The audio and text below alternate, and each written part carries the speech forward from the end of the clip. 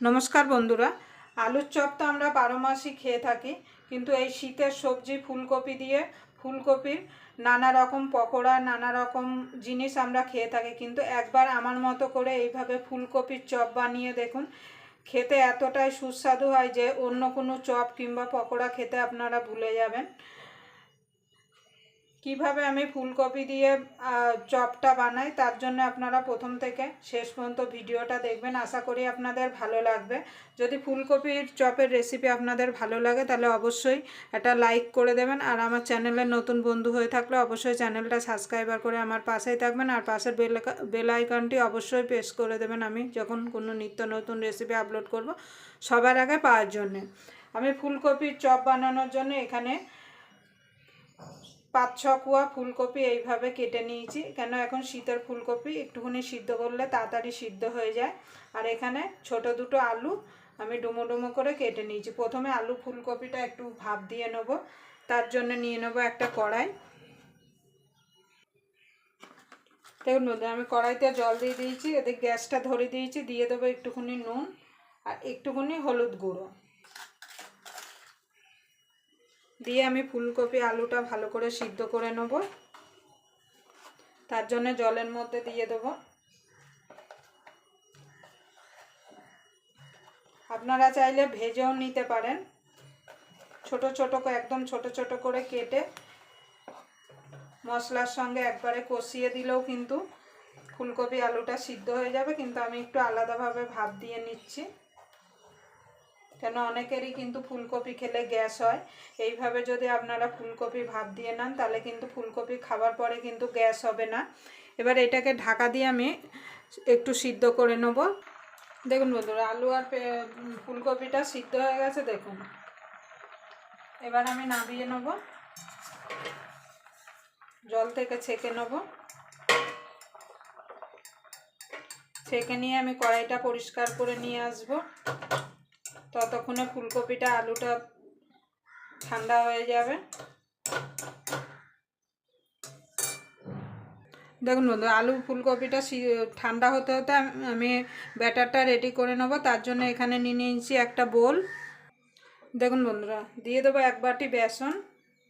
আপনারা যে কোনো একটা বাটি হোক, কাপ হোক, যে কোনো একটা কিছু মেপে নেবেন। এবার দিয়ে দেবো এই বাটির 1/2 বাটি চালের গুঁড়ো। চালের গুঁড়োটা দিলে কি হবে, মুচমুচে আর খাস্তা হবে চপটা।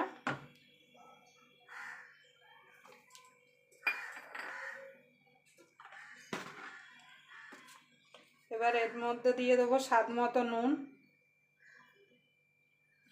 লঙ্কার গুঁড়ো, সামান্য একটুখানি হলুদ গুঁড়ো দিয়ে আগে শুকনো উপকরণগুলো মিশিয়ে নেব। এবার অল্প অল্প করে জল দিয়ে একটা ঘন ব্যাটার রেডি করব।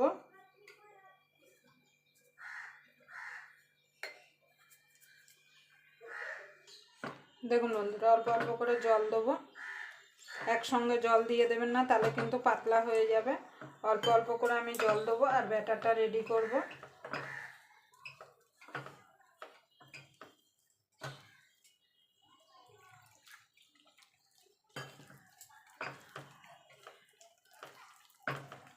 এইভাবে ব্যাটারটাকে আমি রেডি করে নেব। দেখুন বন্ধুরা, এবার আমি ভালো করে ফেটিয়ে নেব। বেসন যত ভালো ফেটাবেন তত কিন্তু চপ হোক বেগুনি হোক মুচমুচে আর খাস্তা হবে। চপ যে কোনো চপ বানাতে গেলে কিন্তু ব্যাটারটা কিন্তু সবথেকে জরুরি। যত ব্যাটার ভালো হবে তত কিন্তু চপ বেগুনি ভালো হবে। দেখুন বন্ধুরা, ব্যাটারটা আমার রেডি হয়ে গেছে। দেখুন, একটা আঙুল দিলে এরকম যখন দেখবেন টপ টপ করে পড়ছে আর আঙুলের গায়ে এরকম একটা কোট লেগে আছে, তখন জানবেন যে ব্যাটারটা রেডি হয়ে গেছে। এবার এটাকে আমি ঢাকা দিয়ে রেখে দেবো। রেখে দিয়ে আলুর চপের জন্য পুরটা রেডি করে নেব। দেখুন বন্ধুরা, কড়াইটা গরম হয়ে গেছে। এবার আমি একটা মশলা ভেজে নেব।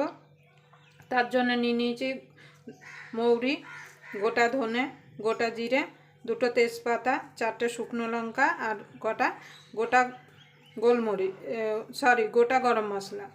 এই মশলাগুলো একসঙ্গে ভেজে নেব। আপনারা এই মশলাটা ভেজে রেখে দিতে পারেন, যে কোনো চপ কিংবা যে কোনো নিরামিষ রান্না আপনারা দিতে পারেন, তাতে কিন্তু রান্নার স্বাদটা খুব ভালো হবে। এবার মশলাটাকে সুন্দরভাবে ভেজে নেব যতক্ষণ মশলা থেকে একটা সুন্দর গন্ধ না বেরিয়ে আসছে। মশলা যদি পুড়ে যায় তাহলে কিন্তু তিতা হয়ে যাবে। দেখুন বন্ধুরা, মশলাটা আমার ভাজা হয়ে গেছে, এবার ঢেলে নেব।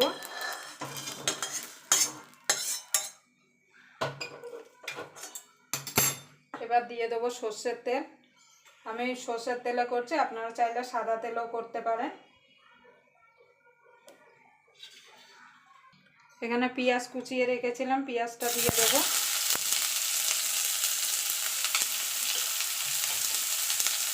এবার পেঁয়াজটা একটুখানি ভাজা ভাজা করে নেব, মানে লাল ধরবো না, লাল লাল করে ভাজবো না, একটু নরম হয়ে এলেই হবে। আর এই ভাজা মশলাটা একটু ঠান্ডা হলে আমি মিক্সিতে গুঁড়ো করে নিয়ে আসবো।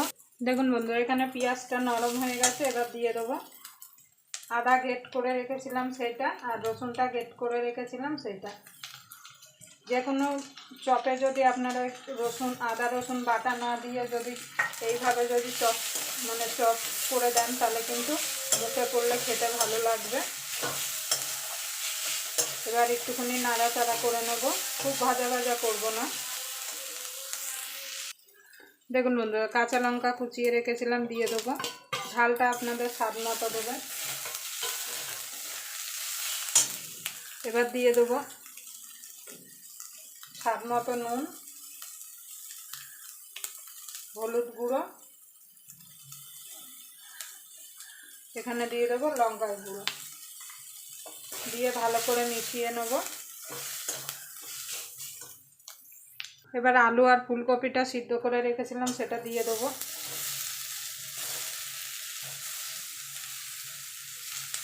দিয়ে মশলার সঙ্গে ভালো করে নাড়াচাড়া করে নেব।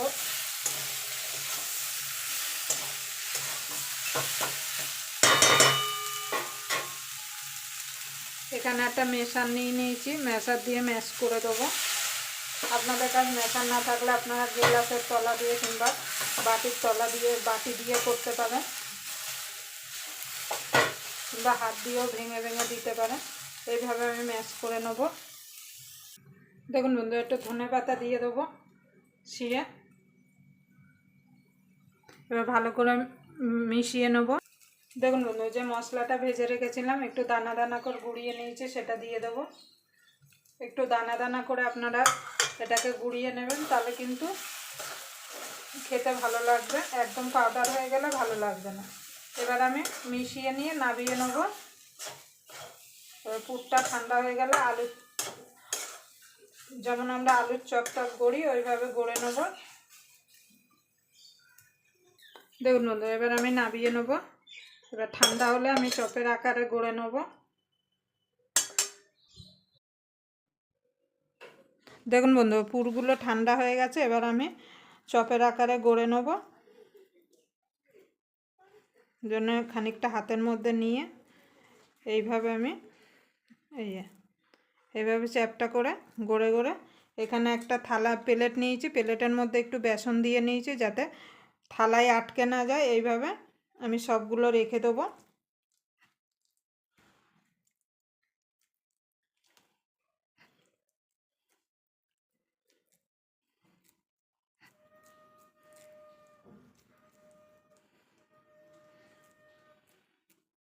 দেখুন বন্ধুরা, এইভাবে আমি সব চপগুলো গড়ে নেব। দেখুন বন্ধুরা, আমি চপগুলো সব গড়ে নিয়েছি, এবার ভাজতে চলে যাব। দেখুন বন্ধুরা, চপগুলো ভাজার জন্য এখানে আমি তেল বসিয়ে দিয়েছি। এবার একটা একটা করে নেব, আর এই ব্যাটারে ডুবিয়ে এইভাবে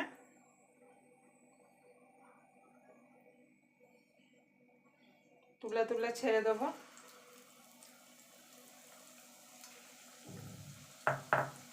এইভাবে সব চপগুলো আমি ছেড়ে দেবো।